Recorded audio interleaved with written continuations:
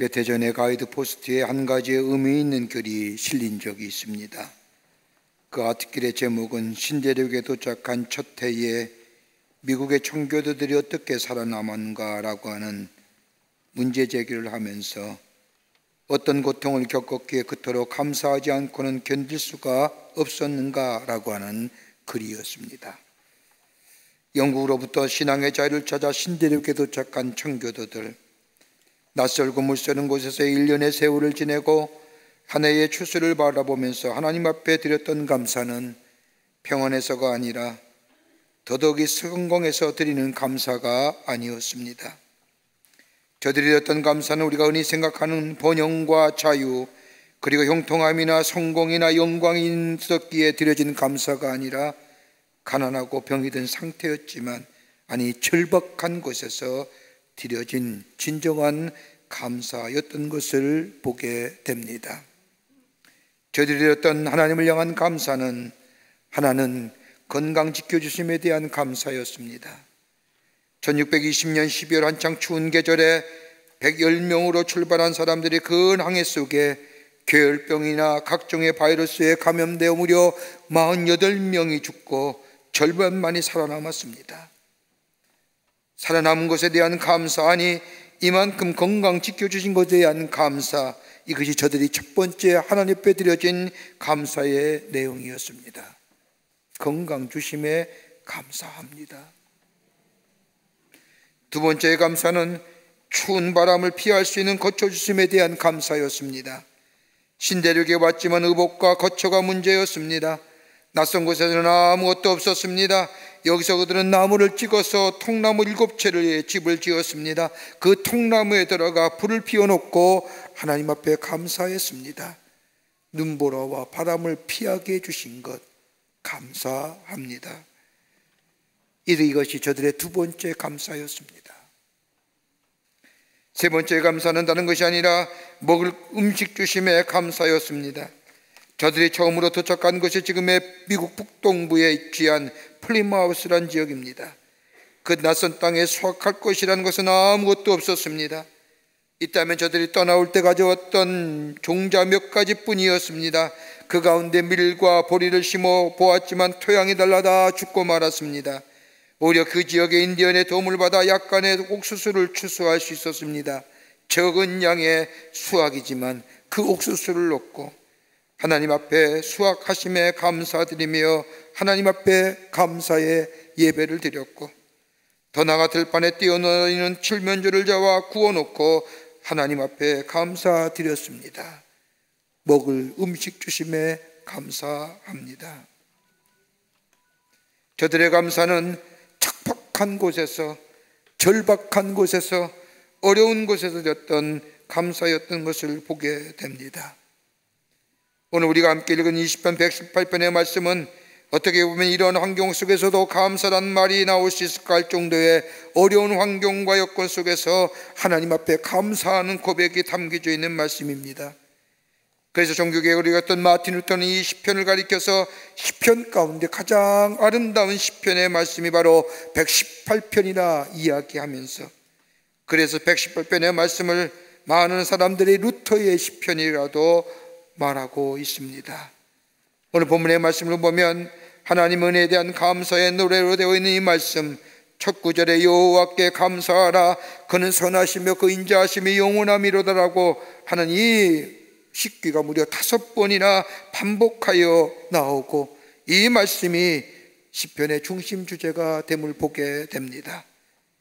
오늘 시편을 쓴 이 시편의 기자는 본문의 말씀을 읽어보면 결코 순탄한 과거의 삶이 아니었음을 본문을 통하여 발견하게 됩니다. 고통 중에 있었고요, 미워하는 자의 속에 살았으며 원수들의 애워싸움을 당하였고 고달픈 생활을 하였을 뿐만 아니라 사람들의 밀쳐 넘어뜨림을 당하였고 죽음의 위험에 처하였던 삶, 그럼에도 불구하고 하나님 앞에 감사하는 감사의 내용이 이 시편 말씀에 담겨져 있습니다. 고통과 어려움 가운데서도 자신의 고통을 이길 수 있었던 것은 다름이 아니라 하나님이 나와 함께 하셨기에, 하나님이 나의 하나님이 되어 주셨기에, 이 시편 기자가 고백하는 나와 함께 하셨던 하나님이 어떤 하나님인가요? 오늘 본문의 말씀을 보면 부르짖음에 응답하시는 분이 자신이 하나님이었다고 고백합니다. 나를 넓은 곳에 광활한 장소에 세워주셔서 나를 에워싸고 있던 것으로부터 자유케 해주셨던 분이 나의 하나님이라고 고백합니다. 더 나아가 내 편이 되어주시고, 내 편이 되어주실 뿐만 아니라 나의 걸음에 빛을 비추어주실 뿐만 아니라 나의 능력이 되어주시고 나의 구원이 되어주시는 하나님이었음을 고백하며 그 하나님 앞에 감사하는 고백이 오늘 담겨져 있습니다. 2020년 한 해 아마도 인류의 역사에 영원히 기록될 한 해일 겁니다. 연초부터 불어닥친 마치 인류의 재앙도 같은 이 코로나19로 인하여 전 지구촌의 팬데믹이라고 하는 몸살을 앓을 뿐만 아니라 지금도 마치 3차 유행이라는 것이 앞으로 우리 가운데 다가올 것 같은, 그래서 불안과 염려 가운데 지내고 있습니다. 어느 정치가가 하는 말처럼 한 번도 가지 못한 길을 우리가 간다고 얘기한 그 말처럼 그대로 맞아들인 이 현실 앞에 하늘을 돌이켜보면 참으로 어려운 일도 많았고 불안하고 염려스러운 일도 많았지만, 그럼에도 불구하고 우리의 삶, 우리의 가정, 우리의 공동체, 우리의 사회, 우리의 나라를 지켜주신 그 하나님의 인도하심, 어려운 환경과 여건이었지만 우리의 삶의 열매를 맺게 해주셔서 하나님 앞에 감사 예배를 드릴 수 있었던 우리의 모습, 마치 오늘 시편 기자가 그토록 어려운 환경과 여건 속에서도 하나님 앞에 눈물의 감사를 드리며 하나님 앞에 찬양을 돌리는 것이 무엇인지, 마치 우리의 고백처럼 시편 기자가 고백하는 이 고백의 말씀, 어떤 의미가 있고 어떤 영적인 은혜가 있는지 본문의 말씀을 통하여 함께 말씀을 나누며 은혜 받기를 원합니다. 첫 번째는 시편 기자의 감사의 고백은 하나님의 인자하심으로 인하여 감사한다고 고백합니다. 그의 인자하심으로 인하여 감사한다는 겁니다. 오늘 본문의 말씀을 읽다 보면 하나님의 인자하심이 영원할지로다라고 찬양을 4번씩이나 반복하며 하나님을 찬양합니다. 하나님께 감사드린 이유는 다른 것이 아니라 하나님의 인자하심, 하나님의 사랑과 하나님의 자비하심 때문이라는 겁니다. 그 사랑과 자비하심으로 인하여 하나님 앞에 감사한다는 고백입니다. 그저 단순하고 관념적으로 알고 있는 하나님에 대한 고백이 아닙니다. 하나님을 체험한 고백, 하나님의 인자하심, 즉 하나님의 사랑과 자비가 얼마나 귀한지를 이 시편 기자는 3가지로 나누어 고백합니다. 그 하나가 뭐냐? 고통 가운데 있을 때 응답해 주신 하나님이라는 겁니다. 5절 말씀을 보면 고통 가운데 부르짖을 때 응답해 주신 하나님이라고 말합니다. 그러면서 이 시편은 그 하나님 앞에 감사하다는 겁니다. 출애굽기 3장 7절과 8절의 말씀을 보면 애굽에서 노예 생활하던 이스라엘 백성이 하나님 앞에 엎드려 부르짖습니다. 그때 하나님은 이스라엘 백성을 향하여 말씀하십니다. 여호와께서 가라사대 내가 애굽에 있는 내 백성의 고통을 정령히 보고 그들이 그 간역자로 인하여 부르짖음을 듣고 그 우고를 알고 내가 내려가서 그들을 애굽의 손에서 건져내리라. 그저 가만히 보시는 하나님이 아니라 내가 너를 사랑한다라고 말씀만 하시는 분이 아니라 오늘 출애굽기 3장 7절과 8절의 말씀처럼 친히 이 땅에 오셔서 우리를 위하여 일하시는 하나님, 우리의 고통을 벗고 부르짖음을 듣고 고생을 알고 땅으로 내려와서 우리를 구원하시는 하나님, 이론적인 하나님이 아니라 하나님은 우리를 사랑하시기에 자비하시기에 우리의 고통을 외면하지 아니하시고 이 땅에 오셔서 우리를 구원해 주시는 하나님이 나의 하나님이시고 그 하나님이 위하여 내가 그 하나님께 감사한다는 겁니다. 또 하나 이 시편 기자가 고백하는 하나님의 사랑과 자비하심은 다름이 아니라 나에게 참된 자유를 허락해 주신 하나님이시라는 겁니다. 5절 후반부의 말씀을 보면 나를 넓은 곳에 세워주셨다고 말합니다. 넓은 곳이란 자유로운 곳입니다. 얽매이 쉬운 것, 아니 메인 곳에서 풀어주신 하나님이라는 겁니다. 죄의 사슬에서, 욕망의 사슬에서, 욕심의 사슬에서 자유케 하시는 하나님, 그것 아니면 나는 영원히 죽을 수밖에 없고 사망으로 빠져들어갈 수밖에 없지만은 하나님이 나를 죄의 사슬에서, 내 욕망의 사슬에서, 내 욕심의 사슬에서 자유케 하신 하나님, 그러기에 시편 기자는 나는 하나님 한 분만으로 만족하다고 고백합니다. 나를 자유케 하신 하나님, 그거 아니면 안 되는데요. 또 하나 있다면 내 편이 되어주시는 하나님이라는 겁니다. 6절과 7절의 말씀을 보면 이 시편기 그냥은 내 편이 되어주신 하나님이라고 고백합니다. 나를 이해해 주시고 내 사정과 형편을 아실 뿐만 아니라 나를 위로해 주시며 격려해 주신 하나님이 나의 하나님이라는 겁니다. 여러분, 인간의 성공이 어디에 있을까요? 다 성공지향적인 인간을 갖고 사는데 많이 배졌다고 성공한 건가요? 많이 가졌다고 성공한 건가요? 많이 권세를 누린다고 하는 것이 성공의 작대라고 한다면 아닐 겁니다. 진정한 삶의 성공의 잣대는 다름이 아니라 우리의 삶 가운데 얼마나 감사할 줄 아느냐와 더불어서 이 땅의 생을 마감할 때에 얼마나 감사한 마음으로 내 생을 마감할 수 있느냐, 이것이 우리 인생의 성공의 바로미터는 아닐까요? 존 잉글시라고 하는 신학자는 이야기하기를 사람이 사람답게 만드는 것은 사랑의 경험이라고 얘기합니다. 여러분, 학문이 많아져서 사람 되는 것이 아닙니다. 환경이 좋아져서 사람이 되는 것이 아니라 물질의 풍요로움이 있다 해서 사람다워지는 것이 아니라 다름이 아니라 사람이 사람다워지는 것은 사랑의 경험이 많으면 많을수록 그 사람이 사람다워진다는 겁니다. 뜨거운 사랑, 절대적인 사랑, 확실한 사랑의 경험을 한 사람이 성숙한 사람, 사람다워지는 사람 됩니다. 오늘 시편 기자의 고백을 보십시오. 이 사람의 삶에는 환경이나 여건 아무리 봐도 감사할 조건이 하나도 없습니다. 그럼에도 불구하고 그는 하나님 앞에 감사합니다. 다른 감사가 아니라 나의 고통을 보고 내 부르짐을 들어주시고 내 고생을 알 뿐만 아니라 나의 땅에 오셔서 나를 구원해 주신, 나의 편이 되어주시고 나를 자유케 하신 그 하나님을 향하여 감사하다는 겁니다.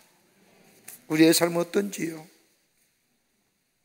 내 편이 되어주신 하나님, 나와 동행해 주신 하나님, 우리의 삶의 역사에, 내 인생의 역사의 한복판에 나와 함께 하시는 하나님, 나를 지키시고 인도해 주시고 내 부르짖음에 응답해 주신 그 하나님을 향하여 감사하는 고백이 우리 가운데 있을 때에, 비록 지금 우리 안에 소출이나 수확은 없다 할지라도, 외양간에 소가 없다 할지라도 하나님 한 분만으로 감사한다고 하는 이 하박국 기자의 고백처럼 우리 안에 하나님이 나의 하나님 되심에 감사하는 고백이 있게 될 때에 하나님 그의 삶 속에 번영과 축복의 역사를 허락해 주실 줄을 믿습니다. 이거 감사하자는 거예요. 두 번째는 주의 도우심이 있음에 감사한다고 고백합니다. 오늘 11절 말씀을 보십시오. 저희가 나를 에워싸고 에워쌌으니 내가 여호와 이름으로 저희를 끊으리로다라고 고백합니다. 원수가 에워쌌다는 겁니다. 그냥 에워싼 것이 아니라 두 겹 아니 여러 겹으로 에워쌌지만 여호와 이름으로 넉넉히 승리한다는 겁니다. 내가 나아가 원수와 싸운다는 것이 아닙니다. 내 안에 거하시는 하나님이 나를 통하여 넉넉히 승리케 해 주신다는 겁니다. 여러분, 사무엘하 7장 3절과 12절의 말씀을 보면 이스라엘의 신앙 고백이, 귀한 신앙 고백이 나옵니다. 40년간의 거친 광야 생활을 마치고 저 약속의 땅인 가나안 땅에 이스라엘 백성이 정착합니다. 가나안 정착의 가장 큰 어려움은 다름이 아니라 블레셋이라는 민족입니다. 이미 가나안 땅에 오래전에 정착했고 군대 조직을 가진 강력한 군사의 나라가 블레셋이었습니다. 여러분, 성경에 나타나는 이스라엘과의 블레셋과의 관계를 보면 언제나 이스라엘의 정말로 아픔이 되고 정말로 힘든 존재가 블레셋입니다. 불안과 공포를 가져다주는 민족입니다. 그런데 이스라엘 백성이 블레셋에 쳐들어온다고 하면 그 나라가 온통 불안과 공포에 휩싸일 정도였는데, 사무엘하 7장의 말씀을 보면 사무엘 시대에 블레셋이 이스라엘을 쳐들어옵니다. 블레셋은 이스라엘 민족의 절대 강자입니다. 이러한 블레셋이 이스라엘에게 쳐들어온다고 하자 사무엘은 이스라엘 모든 백성으로 하여금 미스바에 모이게 합니다. 그리고 대회개 운동을 일으킵니다. 지금까지 인도하신 하나님, 베푸신 은혜와 사랑에 감사할 줄 모르고 불평을 속에 살며 자기가 좋아하는 우상을 만들며 온갖 죄악에 대하여 회개 운동을 벌입니다. 하나님 앞에 돌아온다고 약속합니다. 회개하자 하나님은 그 이스라엘 백성의 회개를 받으시고 블레셋과의 싸움에서 기적적으로 대승리를 거두게 해 주십니다. 이스라엘 민족의 역사에 대전환점을 가져오게 합니다. 블레셋과의 전투에서 승리한 이스라엘 백성은 전승비를 세워가지고 그 이름을 에베네셀이라 부릅니다. 하나님이 여기까지 도우셨습니다. 그리고 전승비를 제작한 후에 사무엘은 이스라엘 백성에게 딱 한마디만 연설합니다. 여러분, 하나님이 우리를 여기까지 도우셨습니다. 여러분, 우리가 잘 부르는 찬송가 가운데 복의 근원 강림하사라는 찬송가가 있습니다. 사무엘서에 나오는 에베네셀의 하나님의 말씀을 듣고 그 은혜를 받아서 지은 찬송가가 복의 근원 강림하사라고 하는 찬송가입니다. 2절 말씀을 보면 이런 가사가 나옵니다. 주의 크신 도움받아 이때까지 왔으니 이와 같이 본향에도 이르기를 원하네. 원문 그대로 번역하자면 주님의 도움으로 여기까지 와서 나의 에베네셀을 일으켜 세웁니다. 주님이 도움으로 여기까지 제가 왔으니 하나님이 여기까지 도우셨다고 하는 그 에베네셀의 그 놀라운 은혜의 그 전승비를 내 안에 다시금 세웁니다라고 하는 거예요.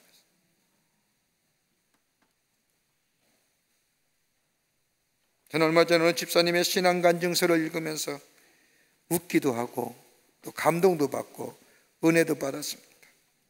그 집사님의 간증의 내용이 이런 겁니다. 남편이 예수를 믿지 않습니다. 이 집사님은 이것 때문에 늘 마음이 아픕니다. 그들 어느 날 예배 시간에 하나님의 말씀을 듣는 가운데 은혜를 받았습니다. 마음에 감동이 왔습니다. 그리고 그의 마음속에 들어온 큰 감정의 표현은 나 행복한 사람이야. 그리고 집에 와서 자신의 남편에게 얘기합니다. 여보, 나 참 행복해요. 남편에게 말하자 남편은 퉁명스럽게 뭐가 행복해? 그러면서 하는 말이 쓸데없는 소리 하지 마라. 그러나 이 집사님은 받은 은혜가 있기에 나 정말로 행복해요 라고 이야기합니다. 이 집사님이 영문과를 나온 집사님이라 영어로 얘기합니다. I'm so happy because of you. 그러자 남편이 눈이 휘둥그러지며 안 쓰는 영어까지 쓰니까 너 미쳤니?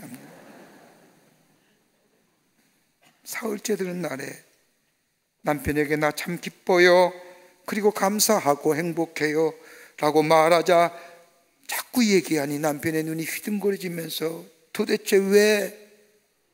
뭐가? 남편에게 왜 내가 기쁜지 그리고 감사한지 행복한지 조목조목 말하기 시작합니다. 여보, 한번 들어보세요. 당신이 그렇게 매일 술 먹는데도 건강한 것이 감사하고,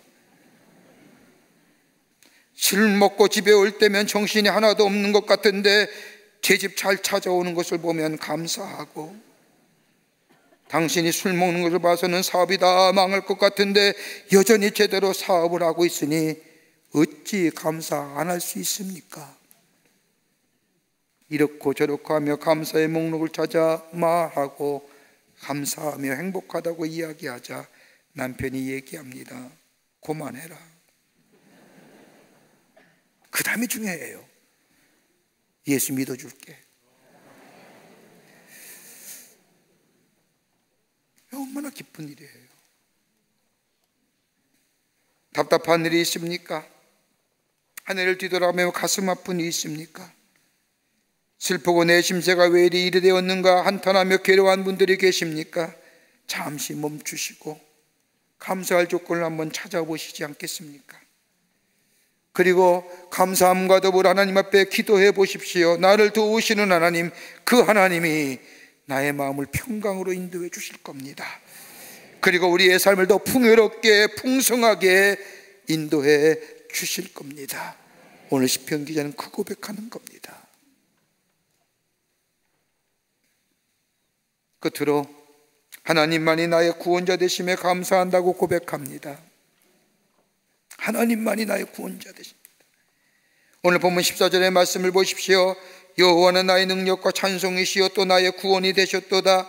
하나님을 향한 절대적인 믿음의 고백입니다. 하나님만이 나의 능력이시고 내가 찬송할 분은 하나님 한 분밖에 없습니다.